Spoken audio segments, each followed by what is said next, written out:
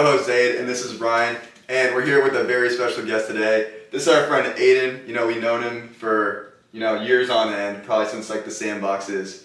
But anyway, I'm gonna let you give a quick introduction for yourself. Yeah, my name's Aidan Arnold. I've been best friends with these guys exactly from since the sandbox. We've played basketball together. We've done a bunch of things together. I'm a sophomore at Indiana University right now. I'm majoring in sport management and marketing, and then I intern with the athletic department under marketing, and I have a job at school as well. Yeah, double employ. Yeah. Alright, let's just talk about the elephant in the room. You got a big boot on your ankle. Dude. What happened there? Yeah.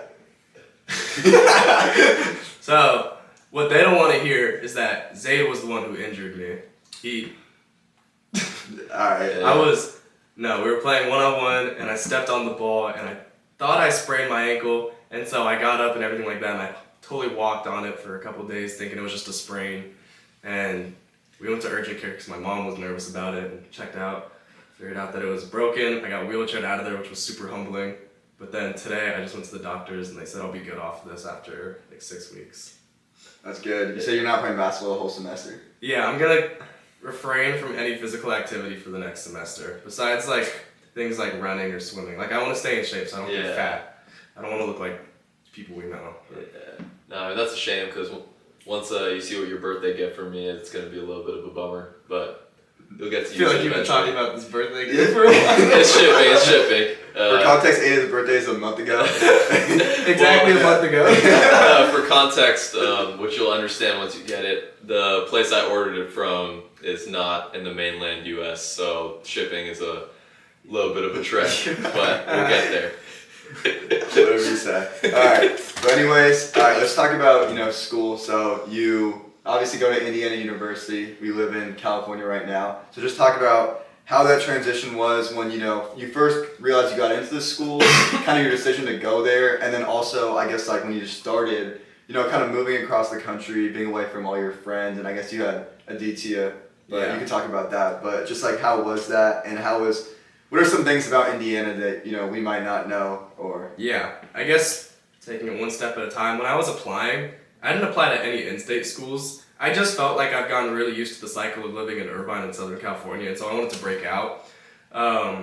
Both my siblings went out of state. I kind of felt like I was okay with going out of state, like financially. Honestly, when I was applying, I didn't get into like a lot of the schools that I wanted to, and so Indiana definitely wasn't my first option, but I was also completely content with going there. Yeah. And so when I got in, I thought it was kind of lucky because I got in and I got the email when I was with the DTIA who goes to Indiana, so I thought it was kind of a little bit of luck or something like that, some of the DTIA luck. Since being there, it was a pretty easy transition. I took a pretty easy route with making friends. I joined a frat right away, the same one as a DTIA, and so I kind of just meshed with his people right away, and it made it a lot easier to make friends super far away. I think something people don't understand about the Midwest is that they're a lot more honest, and it's kind of brutal. They also don't understand technology as well. Like, I get aired out in group chats a lot by them because they just don't respond. But when I say brutally honest, a lot of the people on my floor just either really clicked with me or immediately told me that like they didn't really click with me. And so there's pros and cons to it because you don't have to waste your energy on someone, but you also know that someone doesn't like you. But I think that altogether just kind of makes you a better person overall because you understand like what traits you like people don't like about you because they're so honest with you. And I think that's what's made me a bit more self-aware since being in Indiana. Yeah, no, that's something Zarina talked about on the pod too, but with Boston. How a lot of people are like straight up to your face. They'll tell you what maybe you don't want to hear, but what they see as honest. And obviously us being from California, it's really not like that at all. Like everyone's going to play it cool with you, try to be nice straight up, but maybe not like feel that type of way about you actually. So, it's really interesting to hear that. That really might just be like a thing out here. Talk to us about your way of deciding what schools to apply to. I remember it was like 2 years ago, but you had an interesting strategy. Yeah, I did have a pretty I had some weird colleges that I applied to because they were all like, I remember my counselor was kind of tripping about it. Like I had like I didn't actually apply to Montana, but that was one of the like colleges that I was looking at. She's like, let me see your list. So it was like Montana, Iowa. It was like the most random, like either Midwest or just places you would never actually go. I think a normal person would go. I had no clue if I wanted to do business or science because I was really good at my science classes in high school. Like I did really well in bio, did pretty good in environmental science, and I just thought that was a passion of mine. Yeah. And then I kind of thought more towards the future. When I actually got into the college, it's like, where's the most money gonna come from? And I think business makes a lot more. And so like schools like Baylor and Marquette have good. Baylor more, what's it called? I got what's the word? Waitlisted from Indiana at first. And so Baylor had really good sciences, but Marquette had a really good business school. And so I was kind of deciding between those two. Yeah. But when I got into IU, it was like a clear decision. Like Kelly is one of the best schools. And so even though I'm not majoring in business, I'm getting a minor and I'm still getting my education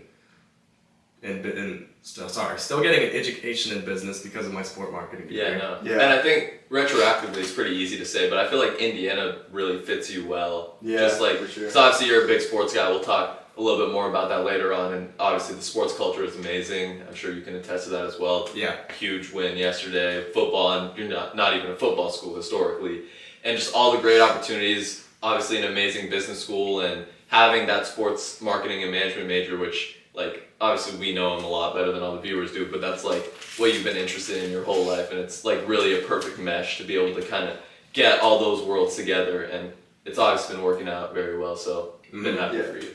Thank you. Yeah. Kind of on that same note, talking about that, your passion for sports marketing, kind of in that realm of things, like, where do you see yourself in, I guess, like 5 years? We asked like pretty much everyone this question, but also you can kind of talk about, your experience doing the internship with Indiana Athletics, and then also like your plans, go abroad to, Madrid or Barcelona or wherever you're going. Yeah. I think with internships, the biggest thing is really just learning what you want to do and just kind of dipping your toes in different types of things. And so right now with the marketing internship, I'm learning a lot of marketing. The job that I have is a lot more sales, and so I learn about sales side of it. And then when I'm in Madrid hopefully when I go to Madrid for my study abroad, it'll be a lot of operational stuff. And so I can't tell you a good answer for where I want to be in 5 years, but I'm just trying to make sure I do a little bit of everything. Like I'm getting a sport media minor as well, and so I'm just like trying to get as invested in everything. I have photography under my belt, and so if I wanted to get into type of sports photography, that would kind of link with sport media as well. And so I don't have a good answer for where I'm going to be, but I just know that eventually I'll find a good route for myself because I'm dipping my toes into so many different things. For sure. Yeah, no, that's really important. I think a mistake that a lot of kids our age make, or people of all ages really, is they try to fixate on one thing immediately and they kind of have tunnel vision through it all going forward. And that can be good if you're really passionate about something and that's where you want to be. But the reality is, where I'm at right now, and like my mindset and perspective on everything is a lot different than it was 2 years ago when I was applying for school. Yeah. Because so much changes and everything about the world changes as well, and it can happen in a short amount of time, where you really want to be able to keep all your options open and be able to have that flexibility, like you were saying, dip your toes into everything as possible, because you never know what opportunities might come up. So that's very valuable, and we appreciate you for sharing that. Yeah. You talk a lot about like sports. Are you like pretty set on going into sports, or is it kind of just like you want to kind of try everything before and then know if that's the right path for you? It really is try everything. Yeah. And like not to talk about my minors too much, but also minoring in business. Yeah. And so like I have a good mentor in my dad. I have other mentors, being a little bit of a nepo baby. Yeah. And so I definitely am not like fully investing myself into sports. I'm still giving myself the opportunity to get into other things. So if it is sports, that's great. If it's something else business related, that's also great. Yeah. Oh, yeah, that's a great way to put it. Any questions? Yeah, I mean, kind of keeping it along like the sports path. Obviously, we all played basketball together in high school, and a little bit before that as well. Obviously, we've been together a lot longer. We're a little on and off with Zayd in the picture, but we've been consistent since first grade. Yeah. Now he's running laps around all of us now, though, so that's it's a whole nother story. But anyway, what would you say is the biggest life lesson you took away from playing basketball competitively for all these years, and maybe like share one particular memory that stands out to you from all those experiences? Yeah, I guess my story I could tell. Gotta be honest, I've always kind of been Ryan's shadow when it comes to basketball. Like growing up, I was coming off the bench. He was the point guard. I was the guy who he was passing to the corner. I wasn't really the star of the team ever. When we got to high school, we both played frosh. He got to varsity a little quicker than us. He moved up during freshman year. But then sophomore year, again, I've always been able to share the court with him, but sophomore year was the first time where I really didn't, and I was a bench warmer. And it was at that point where I kind of wanted to quit for a little bit. I thought it was the coach's fault. I thought it was everyone else's fault but mine. And so going into that junior year, that summer, I really started taking accountability, realized my weaknesses in my game, my drive wasn't there. And so I would spend so many hours in the gym. I was going to the gym as well, so I was working out, I was hooping, I was doing as much as I can. Didn't get that starting position, but I went from someone who didn't get minutes to being a captain, which I think it all just comes from my drive. And the captain award specifically was obviously the effort counts twice one, which really doesn't come from skill. It's just really how much you want it. And so I think overall sports has kind of just taught me accountability and not really giving up. Like everything that I do now in life, I put my best foot forward. In my philanthropy organization that I'm in, I'm trying to become an exec member. In my fraternity, I'm an exec member right now. In everything that I do, I just try to be the best at. And so I think basketball really taught me not to be complacent with anything. Yeah.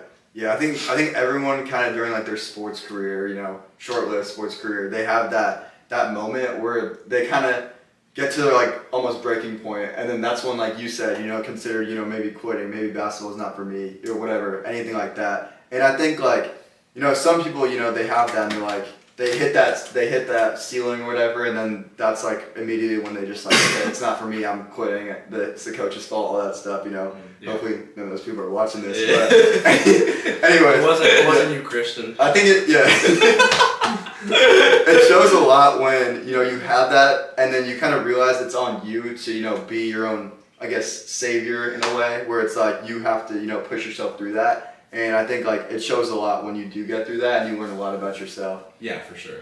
Yeah, and I mean, like you basically touched up on all the points, but obviously our sophomore year, you guys both remember we had a bunch of guys quit the team like in the off season, and I remember like I was just thinking to myself, like comparing ourselves to other teams in the league, and I was like, dang, like we really don't have that many good players. And then it was kind of that realization that made me think, okay, but I have control of how hard I work, and I can control what I'm able to do to try to elevate the guys around me. And obviously I was just a sophomore, but I was a captain, and I had to kind of take on some of those leadership duties since we didn't have a lot of upperclassmen, and a lot of them graduated the year before. And like, yeah, we finished 6th in league out of 7 teams, so maybe it was like, it was really, there wasn't that much to it. Yeah. But I think it was kind of that moment that made me realize there's a lot of things that aren't in my control, but there's also a lot of things that are in my control. Yeah. So when I see all these things happening around us, I can either say, oh, okay, like it's over, it's a wash, like there's no point in even trying anymore. Or I can, as you said, put my best foot forward, try and do everything I can, and make the most out of what we have. And that's something that I try to apply to every aspect of life as well. Yeah. Okay, kind of switching gears a little bit here. I want to talk about a different side of you. So, you know, you've been in a relationship now for like, I want to say 3-4 years, is that right? Yeah, 4 years and 13 days. Okay, wow, 4 years and 13, okay, yeah, so it's been a long time, okay, and then you know, obviously, shout out Lindsay, you've been with her since high school. Lindsay, we gotta get you on the pod, by the way. Yeah, but anyways, you've been with her since high school, and then, you know, obviously going to the college, and I guess you kind of have what like a lot of people like are like looking for, and like, you know, meet someone like young, and then you kind of like grow up with them in a way. And I guess like, what I want to ask you, and especially like, you know, for people watching, is like, what are some things that you feel like you've done to like, I guess like keep and maintain that relationship even between big events, like you obviously moving to college, you know, high school ending, stuff like that. And then I guess like, what are some things that you see that are traits that you have that like allow that to keep like flourishing, if that makes sense? Yeah. I think the number one thing is just knowing yourself first. Like you can't get into a relationship not really stable with who you are. Yeah, for sure. Now I wouldn't say I knew myself my sophomore year of high school. I wasn't the most complete person, nor am I yet. But I think it's just so important having those like gentleman qualities, especially just like as a man in the relationship. Yeah. I think that's just something that I've always tried to put as a top priority no matter what. And so in high school, it's really the simple gestures that go a long way. And like, as long as you don't forget them, it's really important. Like holding the door for you, like paying for a dinner or something like that. Now that we're in college, it's communicating with each other. It's things that maybe go unnoticed, but that consistency helps keep a relationship strong. For sure. You know, a funny story, when I used to coach the middle school basketball hoops classic, I had one of the kids who replied to a story of mine, and they texted me, they were like, hey coach, like, I'm just starting up a relationship. How can I keep it like strong? What can I do? You've been in a relationship for a really long time. Yeah. This is like my senior year of high school. That's so crazy. That was like Yeah. 2 years into it. And I think the answer I gave him was the same thing I would say to you guys, where it's just trying to keep everything fun. Like, even though we've been dating for 4 years, there's still so many things you can do. Yeah. And I guess it's a little bit easier when you're long distance, because when you get to see each other again, everything feels fresh and new. Yeah. But I mean, you get into a relationship because you like the person, you want to have fun with them, like you have fun being with the person, and so keeping it fun is so important to longevity. For sure. Yeah, and like obviously we touch on long distance a little bit, but would you say that it's been harder or easier than expected, and how have you been able to manage that, obviously being so busy with all the commitments that you have? Yeah, I think being in a long-term relationship, you have to understand that your significant other is not your top priority, or it can't be at all times. Like, I'm not ever hurt or anything like that when Lindsay's like focusing on her other important things that she has going on, and she doesn't mind when I have to put her to the side and focus on my things. I think you have to have no ego as well. It kind of goes with the priority thing, but like you can't let that person be your entire life. You can't just be focused on them. Long distance has been pretty easy for me because I know what I'm getting myself into, and so I guess because we communicate well, it makes it super simple. There's no flaws that like get in our way. Like, I know she likes me, I know I like her. There's no reason for us to have issues with each other, and so it's been super easy. We call with each other, we communicate, we watch movies on the phone when we can. Just keeping the relationship strong while also not too complicated. That's impressive. Yeah. Especially with the time difference too. Like, I know it can make like things complicated, like especially with getting those calls going on at night. But I mean, I'm sure like you guys make it work, and worth losing some sleep over. But, yeah. But yeah, get into a little what we had next on the agenda. So obviously we just touched on your relationship. So Cue the intermission. okay. So I had a few rapid fire questions ready. This will just kind of be like a segment that we've been doing so far. I don't know how long it'll go on for, but we're gonna keep it going for now. All right. Favorite restaurant in Irvine? Current? Or all time? anything? In Irvine or just in Orange County? Anywhere. My grandma's restaurant in Lake Forest. You want to say what it's called? It's not here anymore, does it matter? Genghis Khan Mongolian Yeah. barbecue. Yeah, shout out Genghis. Shout out Genghis Khan. The Mongolian barbecue. Not the person. Okay, next question. Favorite NBA player all time? Chris Paul. Chris Paul. And is the reason you wore number 3, or was it the other way around? No, my cousin was the reason why I wore 3. But I know Chris Paul wears 3 because of me, though. Yeah, I mean, I remember he would tell the story from like when you were little. Back in the sandbox days, yeah. Yeah, back in the sandbox days. You were watching the Clippers play, obviously your favorite team. Not doing great right now, but I can't say anything because my Lakers been struggling too. They're on a 5-game. Kawhi's average like 33. I know, 50 again. It's crazy. But yeah, I remember like you were saying, he was like playing and then you like pointed your mouth. I was like, oh, like Chris Paul's wearing my number. Yeah, my number. Your number. Aidan Arnold. AK3. AK3. Okay. Next question. Dream vacation spot with the boys. With the boys? Yeah. Lake Tahoe.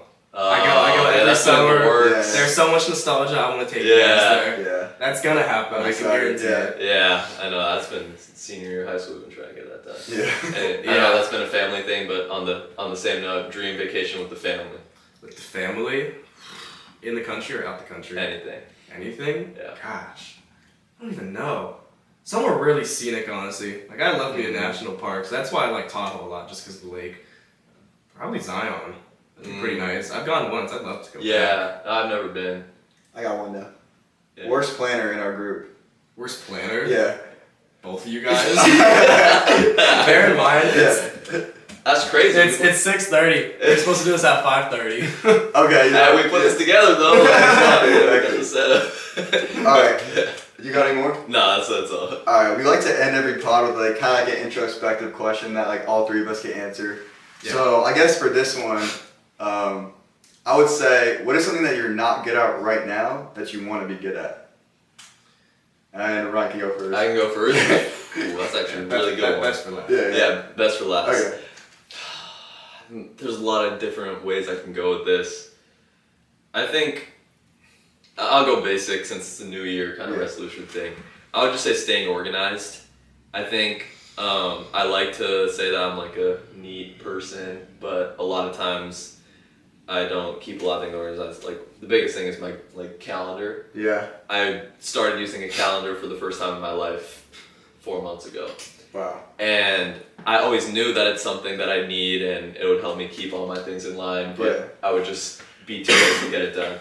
And over time, obviously as you get busier, I began to see the value of keeping things organized, having a schedule and being able to follow it, keep everything in one place on track, because it'll boost productivity and you won't have a lot of things get lost in the sauce per se. So being organized is definitely what I need to work on, and y'all need to hold me to that as we go forward. I got you. Is it me?